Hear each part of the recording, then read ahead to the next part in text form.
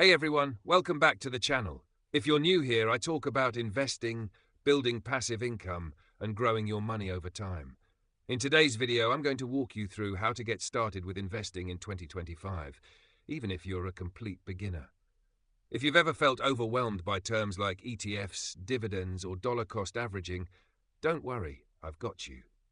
This is a no-jargon, step-by-step guide to building your very first investment portfolio. Before you even open an investment account, the most important thing is to understand your goal. Ask yourself, are you investing for retirement? Want to build passive income like dividends? Or maybe you're saving for a home in the next 5 to 10 years. Your goal determines what kind of investments are right for you. Long-term goals, stocks and ETFs make sense. Short-term goals, safer assets like bonds or savings accounts might be better. The best investment is the one that matches your timeline and comfort level, not the one with the highest return on paper. Next up is understanding risk and diversification. Think of it this way. You wouldn't put all your eggs in one basket, right? Same with investing. Diversifying means spreading your money across different companies, sectors, or even countries.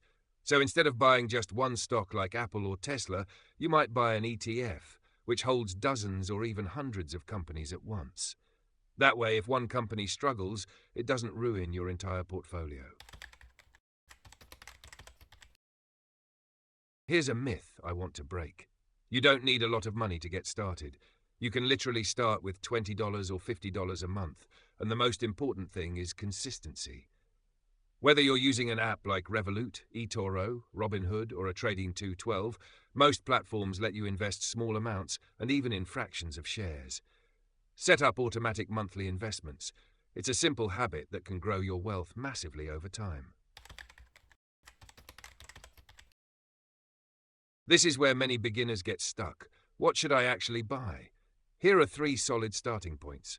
Index ETFs. These track a group of companies like the S&P 500, great for long-term growth and very low maintenance. Examples: VOO, SPY, VTI. Dividend ETFs or stocks. These pay you regularly, perfect if you like the idea of passive income. Government bonds or savings products. More stable, lower return, but great for lower risk tolerance. If you're not ready to pick individual companies, start with a simple ETF. You get instant diversification, low fees, and solid historical returns. Let's talk about the emotional side.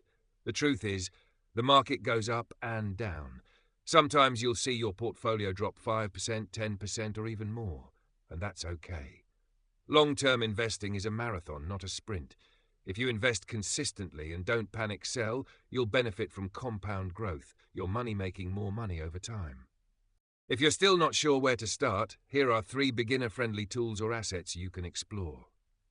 Government bonds, like the US Treasury bonds or in some countries inflation-linked savings bonds. REITs, real estate investment trusts, real estate income without owning physical property. Robo-advisors, apps that build and manage your portfolio automatically based on your goals and risk level. They're not a must, but definitely worth exploring. All right. That's your beginner's guide to investing in 2025. We covered goals, risk, what to invest in, and how to manage emotions when things get rough. If this video helped you, give it a like and subscribe if you want more beginner-friendly investment tips. And let me know in the comments, what's your biggest question about investing right now? I might answer it in the next video. Stay patient, stay consistent, and keep building your path to financial freedom. Until next time, take care and happy investing.